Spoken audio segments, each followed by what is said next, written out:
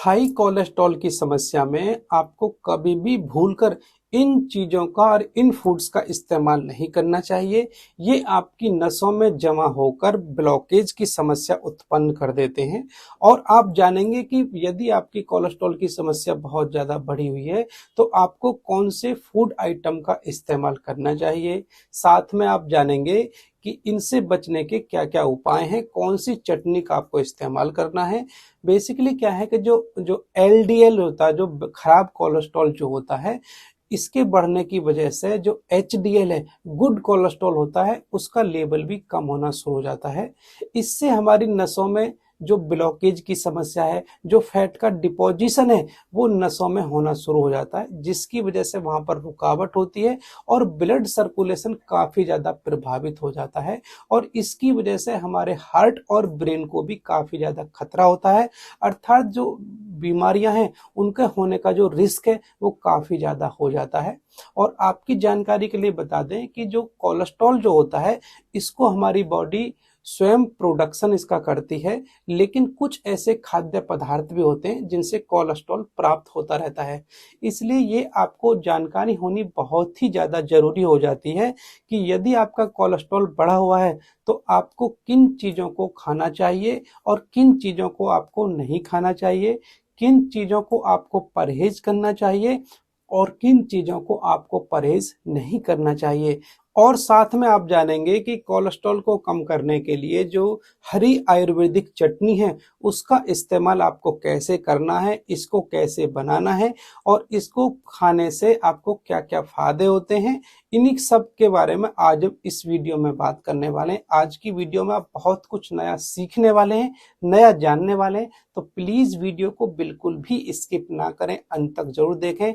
और वीडियो में बताई गई जानकारी यदि आपको अच्छी लगती है तो प्लीज वीडियो को एक लाइक दें, एक कमेंट करें, वीडियो को शेयर करें, चैनल को सब्सक्राइब करें, साथ में बेल आइकन जरूर दबाएं, जिससे आने वाली हर वीडियो का नोटिफिकेशन सबसे पहले आपके पास पहुंचे। तो चलिएगा बिना देरी के इस इंटरेस्टिंग वीडियो को बिना ब्रेक के शुरू करते हैं। बेसिकली क्या होता है कि जो चिप्स हैं, फ्राइज हैं और पकौड़े हैं, कचौड़ी हैं, जैसे जो डीप फ्राई वाले जो पदार्थ होते हैं, इनका सेवन करने से बैड कोलेस्ट्रॉल बहुत तेजी से बढ़ना शुरू हो जाता है। दरअसल क्या होता है कि जो डीप फ्राई के दौरान इन फूड्स की जो एनर्जी डेंसिटी और कैलोरी काउंट जो होता है वो काफी ज्यादा बढ़ जाता है। इसलिए हमें डीप फ्राई फूड का सेवन करने से बचना चाहिए यदि आपका बैड कोलेस्ट्रॉल बढ़ा हुआ है। नेक्स्ट अगर हम बात करें हाई कोलेस्ट्रॉल के मरीजों को, जो रेड मीट है उसका सेवन भी नहीं करना चाहिए। यह रेड मीट आपके लिए काफी ज्यादा खतरनाक हो सकता है। इसके खाने से हमारे शरीर का जो बैड कोलेस्ट्रॉल का लेवल है वो बहुत तेजी से बढ़ता है। बेसिकली जो रेड मीट जो होता है इसके अंदर सैचुरेटेड फैट काफी मात्रा में होता है, जो कि आपके बैड कोलेस्ट्रॉल को बढ़ाने का काम करती हैं। इसलिए अगर आप बैड कोलेस्ट्रॉल की समस्या से परेशान हैं तो आपको रेड मीट से काफी दूरी बनाने की आपको जरूरत है। और यदि आपको मीट बहुत ही ज्यादा पसंद है तो कभी कभार आप जो बिना फैट वाले मीट हैं आप उनका सेवन आप कर सकते हैं।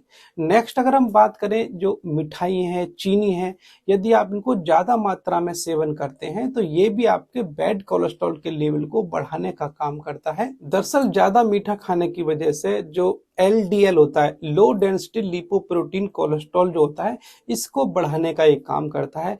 इसकी वजह से आपको डायबिटीज की समस्या और हार्ट डिजीज होने का जो खतरा है वो कई गुना बढ़ जाता है। और हाई कोलेस्ट्रॉल के जो मरीजों को जो डेयरी प्रोडक्ट हैं उनके सेवन करने से भी बचना चाहिए, क्योंकि इनका भी अधिक मात्रा में इस्तेमाल करने से ये हमारे शरीर में फैट को बढ़ाते हैं, जिसकी वजह से आप हाई कोलेस्ट्रॉल की समस्या के शिकार हो जाते हैं।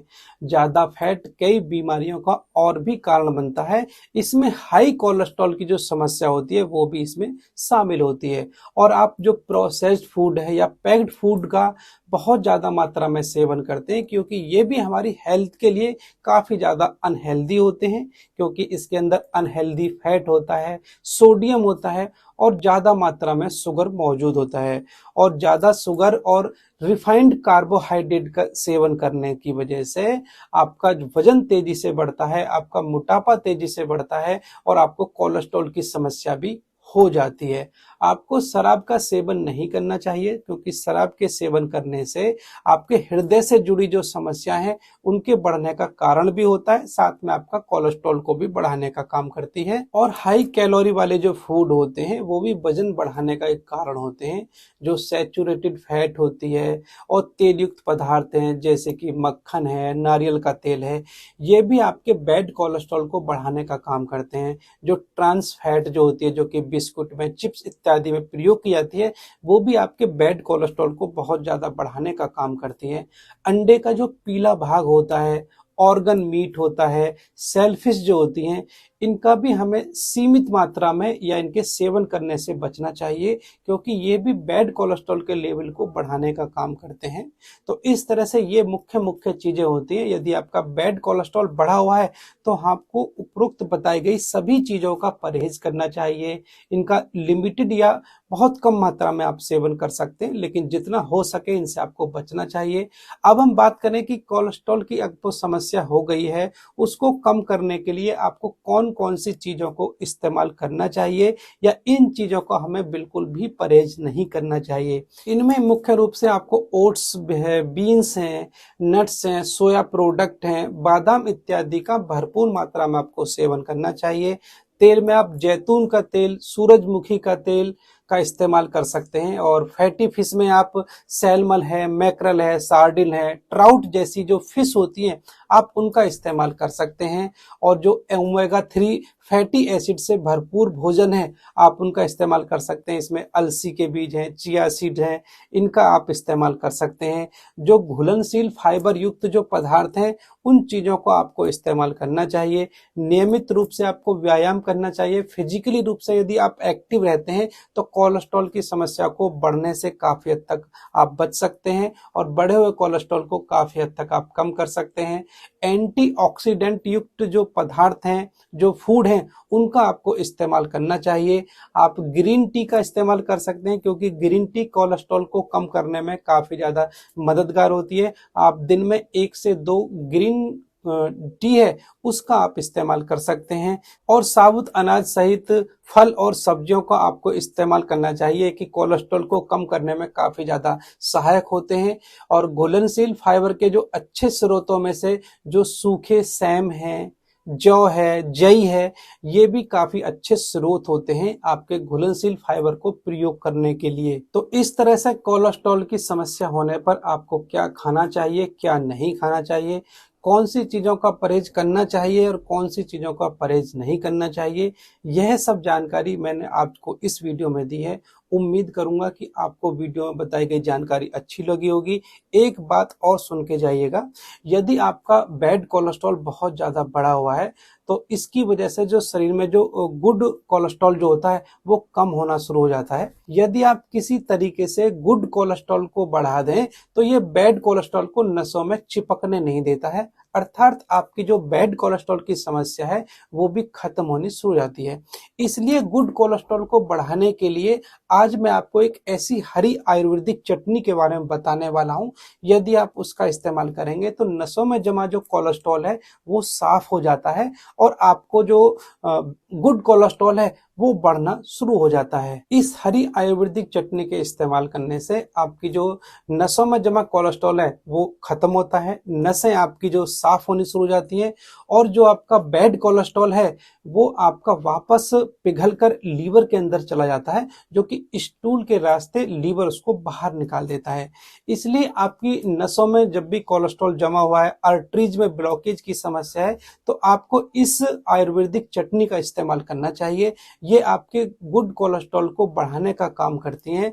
तो चलिए जानते हैं कि इस चटनी को बनाने के लिए आपको कौन कौन सी आवश्यक सामग्री की जरूरत है, क्योंकि ये आपकी नसों में जमा कोलेस्ट्रॉल को खत्म करने का काम करती हैं।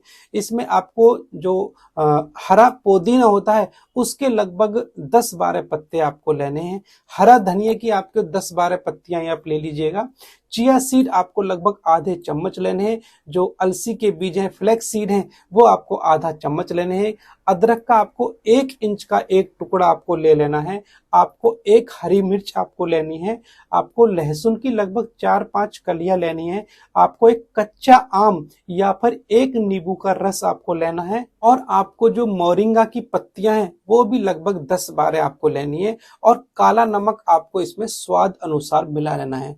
अब इन सभी जो सामग्री है इनको अच्छे से साफ करने के बाद आपको इसको पीस लेना है, और इस चटनी को आप 1 गिलास पानी में मिलाकर घोलकर उसे आप पी सकते हैं, या फिर खाना के साथ भी आप इस्तेमाल कर सकते हैं। इससे आपके खाने का जायका भी काफी ज्यादा बढ़ेगा, इससे गुड कोलेस्ट्रॉल बढ़ेगा और नेचुरली आपका जो बैड कोलेस्ट्रॉल है वो साफ होना शुरू हो जाएगा।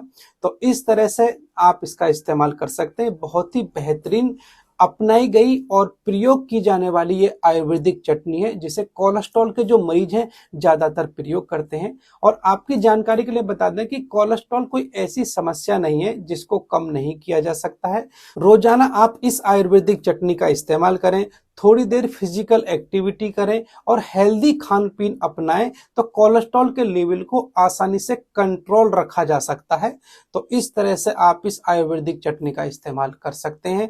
और आपकी जानकारी के लिए बता दें कि मैं पहले कोलेस्ट्रॉल के संबंध में बहुत सी वीडियो बना चुका हूं, आप चाहे तो उन वीडियो को देख सकते हैं। 2 महत्वपूर्ण वीडियो का जो लिंक है वो आपको एंड स्क्रीन पर दिखाई दे जाएगा, उन वीडियो को जरूर से देखिएगा। बहुत ही महत्वपूर्ण जानकारी उन वीडियो में दी गई है। एक वीडियो तो उसमें काफी ज्यादा वायरल भी है।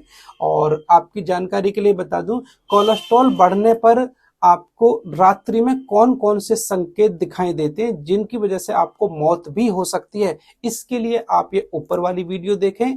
और नसों में जमा कोलेस्ट्रॉल को खत्म करने के लिए दही में कौन सी चीज मिलाकर खाएं, इसके लिए आप ये नीचे वाली वीडियो जरूर देखें। तो मिलते हैं एक नई वीडियो में नई जानकारी के साथ। तब तक आप सभी को मेरा नमस्कार। जय हिंद, वंदे मातरम।